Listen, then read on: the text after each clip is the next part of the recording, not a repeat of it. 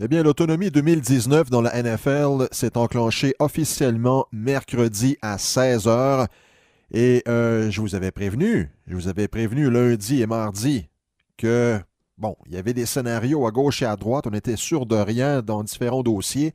La seule chose qu'on savait, la seule certitude qu'on pouvait avancer, c'est que les dollars allaient pleuvoir, mesdames, messieurs, et ils ont tombé du ciel.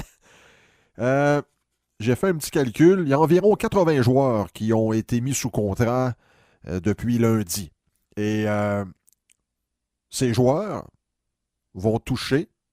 Bien sûr, ce sont des contrats à l'état brut. Là. Et il y a des portions de contrats qui sont garanties.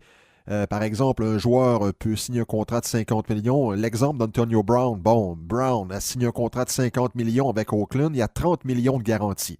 Donc, si je prends les montants bruts, les montants même non garantis, là, j'arrive à environ 2 milliards 170 millions de dollars qu'on a consentis du côté des propriétaires aux joueurs. Environ 80-90 joueurs. Oui, mais ça monte vite. Ça monte vite lorsqu'on parle de contrats de plus de 80 millions de dollars et plus de 100 millions de dollars même pour Nick Foles. Alors, et ça s'ajoute également, il faut bien le mentionner, ça s'ajoute aussi aux joueurs qui ont reçu l'étiquette de joueurs concession, notamment de Marcus Lawrence avec les Cowboys de Dallas. Alors, qu'est-ce qu'on retient là, mis à part ces dollars? Qu'est-ce qu'on retient de cette première phase? Oui, c'est la première phase de l'autonomie 2019. La seconde va débuter dans quelques jours. Habituellement, là, il y a une semaine. Il n'y a pas de date exacte pour le début de la seconde phase. C'est une expression. Une semaine après l'ouverture, on entre normalement dans cette période qu'on appelle la seconde phase. Alors, qu'est-ce qu'on retient, oui, de cette première phase? J'ai dressé une liste quand même, bon, quelques équipes selon moi, qui doivent être très souriantes présentement parce qu'on a fait de très bons achats. On a mis sous contrat de très bons joueurs, on a colmaté des brèches, on avait des priorités et on a répondu à ces priorités en signant des joueurs. Alors, du côté des Jets de New York, on doit être très, très, très heureux de la tournure des événements car on a mis sous contrat probablement l'agent libre le plus recherché, Le'Veon Bell, un contrat de 52 millions de dollars et la majeure partie est garantie. Également, Jamison Crowder, Kelechi Osemele, un joueur de ligne offensive qui est avec Oakland. Lui, il est arrivé à New York via une transaction. C.J. Mosley, ça, c'est un gros morceau qu'on arrache aux Ravens de Baltimore. Alors, les Jets ont eu du flair dans cette période des joueurs autonomes. On a dépensé, mais on a bien dépensé. Green Bay maintenant. Pendant de nombreuses années, on entendait dire qu'à Green Bay, eh bien, on ne pouvait attirer des joueurs autonomes. C'était comme si on comparait le Wisconsin à la Sibérie, tellement peu d'agents libres s'en allaient à Green Bay. Ça ne nous intéressait pas. Sauf que là, ça a changé. Il y a une nouvelle administration et on a été très, très, très agressif. Alors, Adrian Amos quitte Chicago pour les Packers. Preston Smith, lui, était à Washington l'année dernière.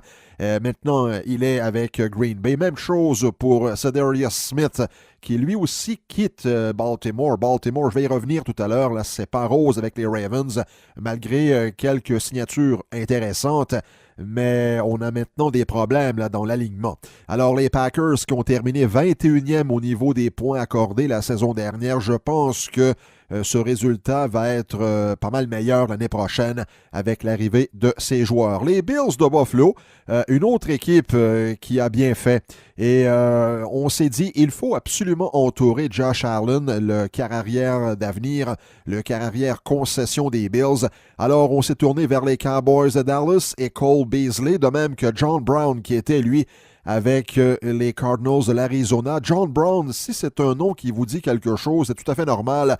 C'est ce même Brown qui avait été chronométré à 4,3 secondes aux 40 verges lors des Combines à Indianapolis. C'était en 2015 et il s'est fait un nom cette journée-là et depuis ce temps-là, peut-être qu'il vit, oui, sur une situation surfaite, mais il demeure un joueur extrêmement rapide, un receveur de passe qui peut donner de belles choses avec les Bills.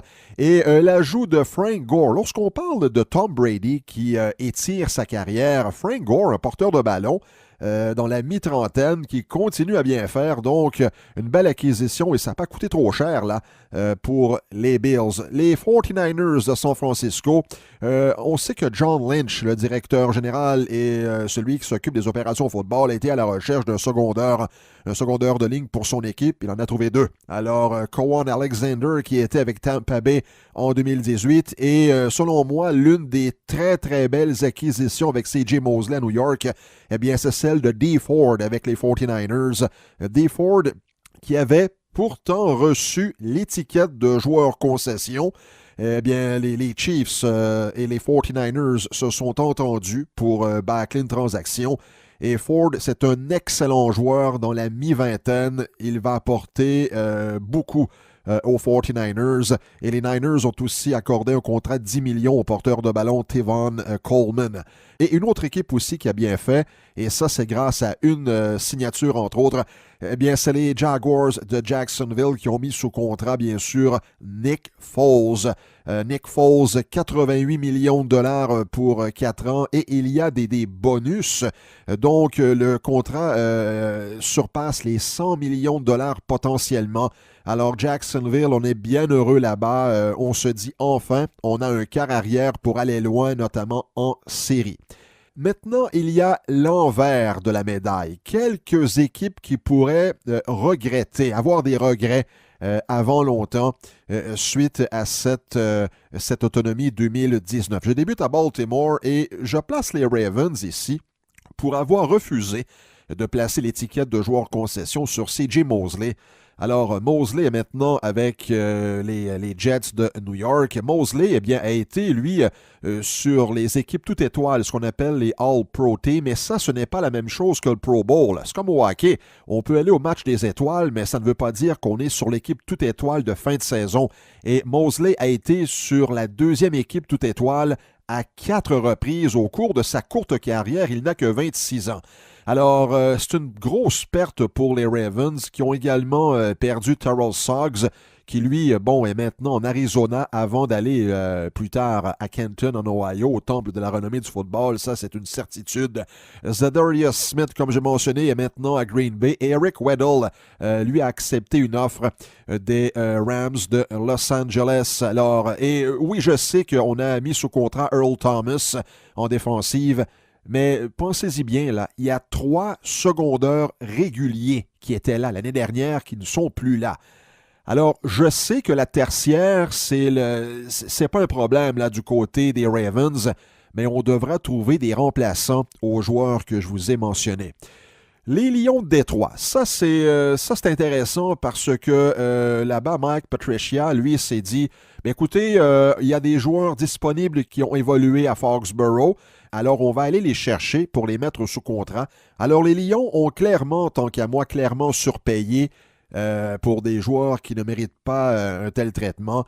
Notamment Justin Coleman recevra 36 millions de dollars. Le demi-défensif n'a que 3 interceptions en carrière. Il a fait un bref séjour avec les Patriots il y a 2 ans, là, si je ne m'abuse. Et bon, Trey Flowers a été utile à la défensive des Patriots, il n'y a pas de doute là-dessus.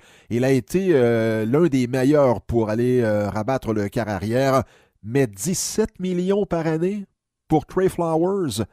Vous savez, lorsqu'on arrive à une certaine échelle salariale, il y a des joueurs qui méritent amplement leur salaire. Pourquoi? Parce que dans n'importe lesquels environnements, ils vont dominer. À Houston, on a J.J. Watt qui, lui, qu'il soit à Houston, à Dallas, à Seattle ou encore à Londres, je fais des blagues, mais qu'il soit n'importe où, Watt va être très bon. Je ne suis pas certain avec Trey Flowers. Et je termine avec, selon moi, l'équipe qui s'est mise dans le trouble, et pas à peu près. Les Raiders d'Oakland. Bon, je vous le dis là, lorsque la poussière va retomber la suite à l'acquisition d'Antonio Brown, eh bien, il y a des amateurs qui vont se rendre compte de l'horrible travail effectué par le duo Mike Mayock et John Gruden. Comment est-ce qu'on peut consentir 66 millions de dollars à Trent Brown, le joueur de ligne offensive qui a gagné le Super Bowl le mois dernier avec les Patriots. Je vous rappelle que Brown a eu une seule bonne saison en carrière et c'était en 2018 dans un environnement parfait pour les joueurs de ligne. On sait très bien que Dante Scarnecchia avec les Patriots, c'est le meilleur entraîneur de ligne offensive du football. Certains disent le meilleur de tous les temps à ce niveau.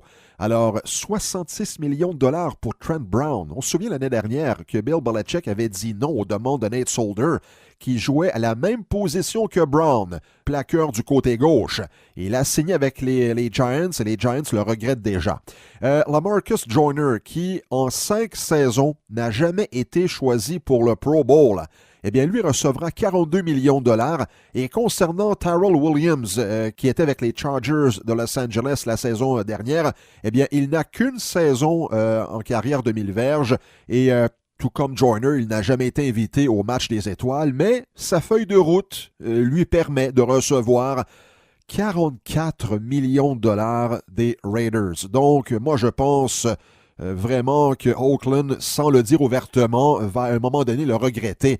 Encore là, on n'a pas tous les détails des contrats, surtout dans le cas de Trent Brown, qui est, selon moi, c'est invraisemblable. Il doit avoir beaucoup d'argent garanti dans les 2 premières saisons du contrat. Alors, il est à noter aussi là, que, justement, ces contrats ne sont pas entièrement garantis. C'est pas comme au hockey, dans la LNH ou au baseball majeur.